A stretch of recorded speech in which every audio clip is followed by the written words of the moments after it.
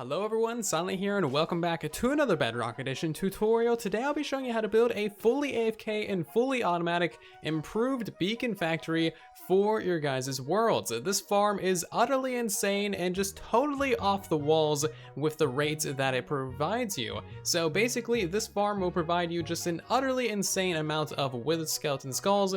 For example, AFKing for 1 minute at this farm will produce you 78 wither skeleton skulls. You heard that correct, 78 wither skeleton skulls per minute using this extremely simple design. This design doesn't have any redstone or anything complicated going on. So before we dive into the rest of the video, let's take a deeper look at the actual rates of this particular farm. So of course you'll get 78 wither skeleton skulls per minute, which has to be a new record. Like, come on, that is insane. If you turn those into beacons, that is 26 beacons a minute as well. Pretty decent. And also that is a theoretical 4,680 wither skeleton skulls per hour. Turning those into beacons equals 1,560 beacons an hour, or nearly an entire shulker box of beacons just from 1 hour of using this farm, which is truly insane. Like I said, amazing farm. You definitely want to build this while you can.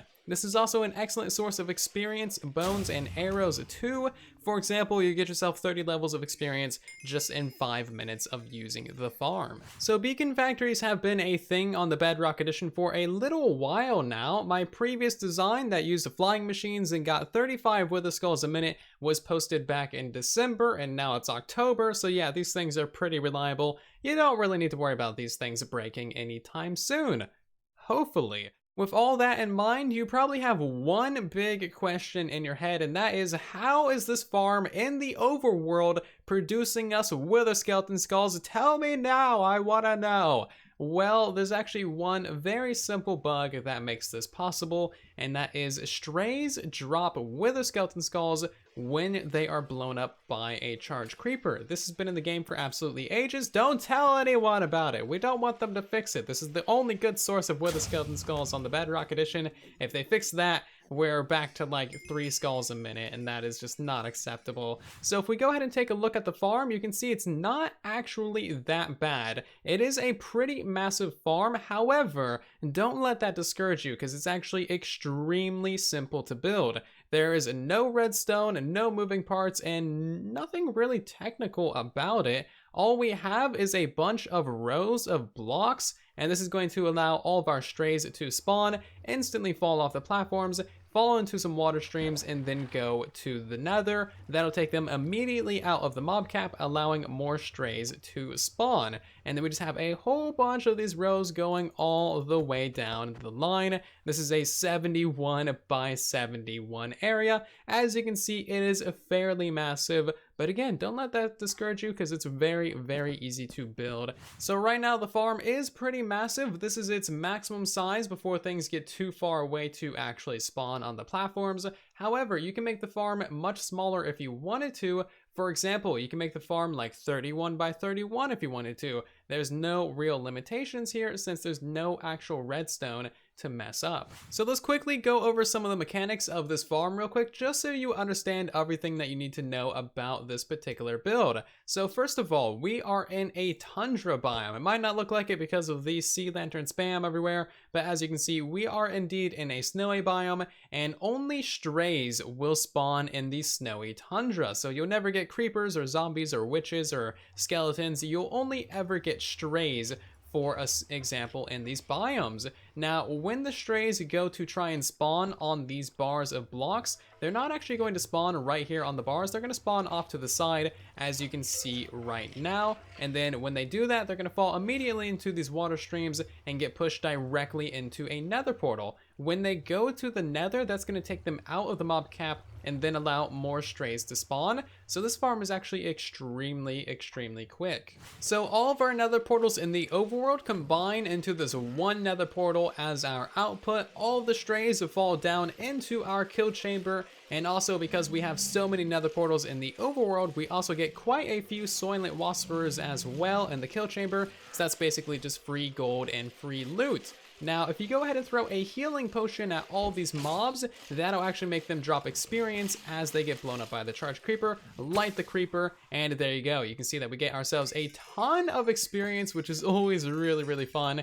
And then we also get ourselves just all of the loot that you could possibly need. As you can see, we just got ourselves about 6 stacks of wither skeleton skulls, and all of this is just from 5 minutes of AFK in the overworld at this amazing, amazing farm. As you can see, this is also a pretty decent source of slowness arrows as well. So the final things to mention is that, of course, this right here is the AFK platform and the AFK spot of this farm, and also there is no way to churn this farm off, so you have to be very wary of how long you actually AFK at the farm. Even just 5 minutes is already several hundred mobs in the nether, so you really got to be careful. Do not AFK at this farm for too long. If you do AFK for too long, it's going to be very laggy, and you will have to use peaceful mode to actually delete all the mobs and get rid of the lag. Alright, so let's hop into the tutorial, shall we? For all of you who are interested, there is going to be a materials list for this build down in the description of the video, and also there's going to be a world download in the description as well for those of you who want to download this world, check it out and see exactly how it works in person. Step 1 of building your beacon factory is going to be finding a nice location to build in. So as you can see here, we have ourselves a snowy tundra. There's no trees, no grass, no real anything. It's just kind of tundra, very boring and desolate, but this is like absolutely perfect and exactly what you want. You want to find a nice big flat area to build in. That way you have the minimal amount of digging and, terraforming to do. So an area like this will work just fine. Now, one thing that you want to keep in mind is you don't really want to have any other non-snowy tundra biomes around the area. So for instance, you wouldn't really want to build your beacon factory like right here on the edge, because then you could have a whole bunch of other random mobs spawning in that biome, taking up your mob cap. You want to be very central of your snowy tundra. So somewhere kind of like this is very central, very far away from any other type of biomes. So once you have found a nice area to build in, you simply want to mark out where you want the very center of your farm to be. We're going to mark out the center of our farm right about here and just pillar up with a bunch of identifier blocks that you're not going to mistake for anything else. So this is going to mark the exact center of our farm. Our AFK platform will be at the top of this pillar. We'll install that later on. And from here, we need to design and build up the entire rest of the farm. So we're going to need to clear out a whole bunch of area and build up some walls. So as you can see, this is the area that we're going to need for our actual beacon factory. And yeah, it's a little bit large, but it's not too big of a deal, really. So of course, this is a 71 by 71 area. I've already flattened it out. I made the floor out of stone because it's nice and clean. So now we of course still have our central pillar in place, and we need to figure out where the walls of our farm are going to be going. So we need to count out 35 blocks in every direction from our central pillar right here, and then that'll give us the actual corners of where our walls are going to be going on the outskirts of the farm. So yeah, we just need to count out by 35 blocks, and that'll give us the corners of the farm. So that is currently 3, 31, 32, 33, 34, and 35. And then on the 36 block is going to be the actual corners and where your walls are going to be going. So the area inside of your walls is going to be 71 by 71. Of course, you need to count out 35 blocks in every direction from your actual center pillar. That'll give you your corners. You mark those together, and then you get yourself a nice big square. Also, I just want to mention that your floor blocks can be whatever you want. You can just leave it as like grass and stone, or just really whatever you want. It does not matter. And then also your wall blocks can be whatever you want as well, as long as they're a full opaque block, such as stone or wood,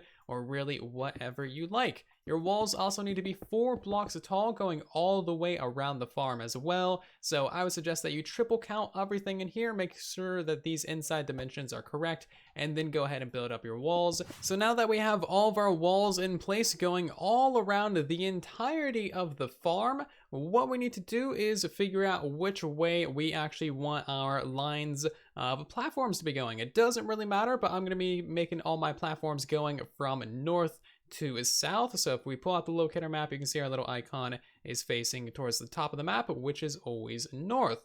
So anyway, we're going to go up to this side of the farm, and we're just going to dig ourselves a 2-block trench going all the way across the entirety of the farm, going 2 blocks down, of course. And this is going to be for the very central nether portal, but we'll install all of that stuff later. First of all, we need to worry about the spacing. So go ahead and line yourself up with the very central trench that goes all the way across the entirety of your farm. And keep in mind that everything that we do to one side of the farm, we're also going to be doing to the other side as well. It is exactly the same on both sides. So what we need to do is we need to go to this far wall right here and then count over by 4. 1, 2, 3, 4. We're going to place down an identifier block. This is going to be the water streams going all the way across the farm later on, but we're not worried about that now. We need to go over by another few blocks and just keep on repeating this pattern. So 1, 2, 3, 4. This right here is going to be another trench for your nether portals. 1, 2, 3, 4. Identifier block. 1, 2, 3, 4. Another trench. 1, 2, 3, 4. Identifier. 1, 2, 3, 4. One more trench. 1, 2, 3, 4. Another identifier. 1, 2, 3, 4. Your final trench. And then, of course, this one's going to be 1, 2, 3, 4. And then your identifier block's going to be going right underneath your wall right there. So once you've done all your spacing, you should have a total of 5 identifier blocks to either side and 4 trenches. And of course, you want to dig those trenches down by 2 blocks. So if we back up a little bit and line up ourselves with the center of the farm, you'll see that we now have 9 trenches in total and a total of 10 identifier blocks, which is totally perfect. Everything is spaced out as it should be. And now we can actually go ahead and install our nether portals. So this is going to be the basic frame of our nether portals going all the way across the farm. And we want to build these up first and then we'll worry about lighting them later. But as you can see, we have 5 different nether portals in total going across the farm. And they are 10, 13, 21, 13, and 10 blocks long respectively. So the easiest way for you to actually build up these nether portals and count them out in survival mode is to actually count out the blocks on your hotbar first. So as you can see, we got 10, 13, 21, 13, and then 10 to kind of match up with all of our nether portal lengths. So grab the 10 stack, walk across your trench, place all those down. Once you've run out of those, you know that it's time for a pillar going up 3 blocks tall of obsidian. Then you can place down the 13. Once you run out of those, you know it's time for another pillar. And honestly, that is the easiest way to space out these big builds without actually having to count out a whole bunch of blocks. So you can do this method if you want to, or you can just count it out however you prefer, but I figured I'd share you guys my little bit of a tip. So of course, once you have that done, you need to, fill in these walls and then connect across the tops here and then turn it into one massive nether portal. So now that all of our nether portal frames are in and ready to go, we need to actually start marking out where all of these spawning platforms are going to be going. So line up yourself with the very center pillar of your farm, and your first spawning platform is going to be going directly on top of your very center nether portal. Of course, this is going to be made out of solid blocks, and it's going to be 70 blocks long, or 71 technically, and that's just going to go all the way down. This is one spawning platform done, and you need to make spawning platforms going all the way to that side of the farm and all the way to the other side of the farm as well. These spawning platforms are all going to be a single block wide, and they're all going to be 1 block apart as well. So we're just going to put in the identifier blocks for where these go right now. You'll notice that these blocks go right above your lower identifier blocks, and they also go right above your nether portals too. This is why spacing is very important for this farm. You don't want the actual, skeletons landing like on top of your nether portals and never moving. And you also want your platforms to be right above your water sources. That way your water sources never freeze. So that is all of those identifier blocks in place. You need to place the identifiers on this side of the farm too. Once you have all of your identifiers in place, you need to fill them in, going all the way down the full length of the farm. So now that all of the spawning platforms are in place, we need to put glass at the actual head height right above each of these platforms. So you should have an air gap right there, and then you should have glass going all the way down right above each and every single one of your spawning platforms. So finishing up the upper layer of the farm, we need to go all the way around the edges of the farm with a layer of slabs. This will prevent strays from actually spawning on this bit of the farm, and also prevent strays from escaping this bit of the farm as well, because sometimes when they spawn in groups, they can kind of nudge each other. These slabs will prevent any strays from ever escaping. So once you actually get to the sides of the farm where you have these kinds of end caps, you actually need to pillar up with a couple of solid blocks. That'll prevent the strays from, again, glitching out in these directions, and also make sure to cap that off with a slab. So again, 2 blocks on each one of these little caps right here, put slabs on top, and then you'll be good to go. So for the time being, this farm is done in the overworld. We now need to go to the nether and set up some infrastructure over there, like our kill chamber. So you want to go directly underneath the very center of your farm, right underneath your little identifier pillar, get the coordinates of this exact spot, and divide those coordinates by 8. Once you have those coordinates in your head and written down, then we can go to the nether. So once you have those coordinates from your overworld and you've divided them by 8, you need to build a nether portal at those divided coordinates, and this will link perfectly to your farm in the overworld. As you can see, we can go through this, we come out at the farm, we can go through any portal in the farm, and we'll come out at this location right here, no big deal. This is going to be the location that all of your strays and zombie pigmen come out through, and what you want to do first is just kind of condition the area. We're going to be building a blast chamber and blowing up a ton of mobs in this area, so make sure it's a safe area. Behind this nether portal, you want to have a couple of dispensers with snowballs in them. That way you can actually activate this and shoot some of the guys out of the nether portal, because there's going to be a lot of mobs in there and they often will get stuck and just need a little nudge from the snowballs. So when building in this area, you want to make sure that you build pretty much everything out of obsidian. We're going to be blowing up charge creepers. Charge creepers like to make massive craters. Obsidian is blast proof, so make sure you're building everything out of obsidian. Anyway, from the bottom of the nether portal, you want to go down by 5 blocks, and then this is where the actual strays and guys will be sitting. They're going to be sitting on slime blocks so that all the mobs that come from the farm have the same amount of health when they are in this kill chamber. Underneath this, you want to make sure that you have yourself some cobblestone walls. That way no mobs can ever actually escape the chamber. So you might not be able to see it very well, but there's actually a wall of obsidian right here, and you need to make sure that this wall is in place properly. So this obsidian right here should be at the actual head height of your creepers and your strays. If you instead have your obsidian right here on this block, none of the mobs in your kill chamber are going to die. And that is because the actual blast of the charge creeper goes at the foot layer, and then it wipes out everything in the kill chamber. So make sure that you got that little bit built up correctly. Now you want to be dropping your charge creepers in by 3 blocks. That's going to minimize the damage that they do to your rail lines and everything.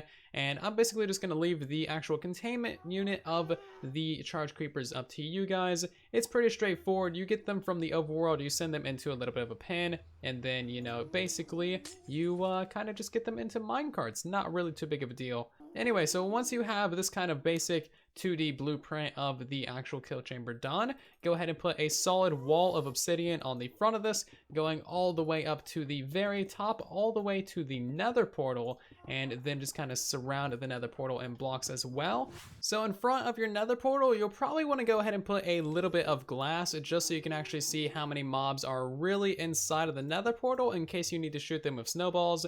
And also you want to place a couple of trapdoors at this layer right here and this layer up here too. That way the mobs kind of see those things, they hop out, and then they fall down into your blast chamber. A little bit easier. Go ahead and relight that nether portal, fill in these obsidian blocks, and now you're pretty much good to go for your blast chamber. When it comes to the blast chamber, it doesn't necessarily need to be exact, but this is a pretty simple guide on how you should go ahead and build it. Honestly, everything in the nether is pretty customizable, so just kind of have fun with it and hope that the charge creepers don't blow it up. If it gets blown up by a charge creeper, build it out of obsidian. Back in the overworld now, we can go ahead and light every single nether portal in the entire farm, which is going to be quite a few nether portal noises. And now we need to install the water streams that are actually going to push the strays into the actual portals. So starting off on one of the far sides of the farm where we have our identifier block, underneath the actual wall. We need to remove this block, and we need to remove all of the other blocks in this layer, going all the way down, of course, because we're going to be placing water right here. You want to also place the blocks behind here so the water doesn't flow outside the farm in the opposite direction. And now to place in the water sources. This is pretty straightforward. However, you do want to keep in mind that you don't want the actual water sources to be pushing right against these obsidian pillars, because a stray could land right here and they would just be kind of stuck there forever. So you want to install your water streams in such a way that they're kind of flowing diagonally. So let's go ahead and place in one more water source like right there, and then you'll see that these water streams are kind of pushing diagonally and then right into that bit of the portal. So keep that in mind as you're filling in the water sources going all the way down this edge of the farm. So you want to do the same things at all of your other identifier blocks as well. Make sure that you are underneath a spawning platform so your water doesn't freeze, and then just fill in the water going all the way down, keeping in mind to have the water flowing diagonally wherever you have a nether portal pillar, and then none of the strays will ever get stuck. The final thing for your farm is the AFK platform. So you want to go up by 24 blocks above your farm, and that'll be your platform. So starting right here from your center pillar, that's going to be 1, and then the very top one up here is 24. Now you want to make sure that you build your platform out of basically transparent blocks like glass, so that way they don't prevent any spawns below them. For instance, if you had, a whole bunch of solid blocks right above your spawn platforms, no strays would actually spawn on your spawn platforms. So you need to build your AFK room out of glass. Now, in order to prevent phantom spawns, if you have issues with those, you will want to build a little bit of a solid block platform above your head. No phantoms ever spawn if you have any form of solid blocks above your head. So I don't recommend it at all, but if you want to, you can actually put a roof over your farm. That way your beacon factory works during the day. So let's go ahead and put that in place. As you can see, it's a massive, massive roof. Again, I don't recommend this at all, but I will explain it real quick. You can put this roof anywhere that you want, either right above your glass or up at build limit if you want to, but you need to put solid blocks and then a layer of slabs above it as well. That way guys actually spawn in your farm. If you just have solid blocks, then that'll be a cave spawn underneath it, and strays only ever spawn as a surface spawn. And if you just have the slabs, you're not going to block any light level, and that'll be kind of useless and completely pointless. So you need to have solid blocks and then slabs in order for anything to actually spawn in your farm underneath it. And of course, that needs to cover up the entirety of the farm. And you also need to go out by like an additional 15 blocks in every direction from this in order to make all the edges actually dark. Yeah, it's not at all worth your time. Just use the farm at night, trust me.